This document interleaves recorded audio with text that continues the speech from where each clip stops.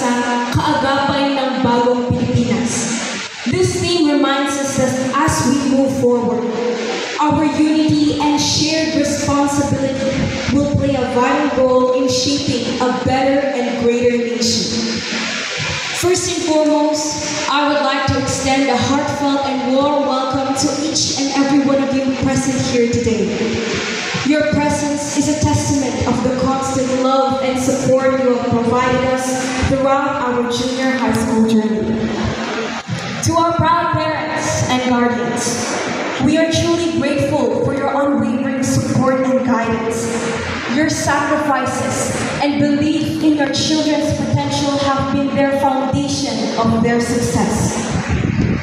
Today is as much a celebration of your dedication as it is of their achievements.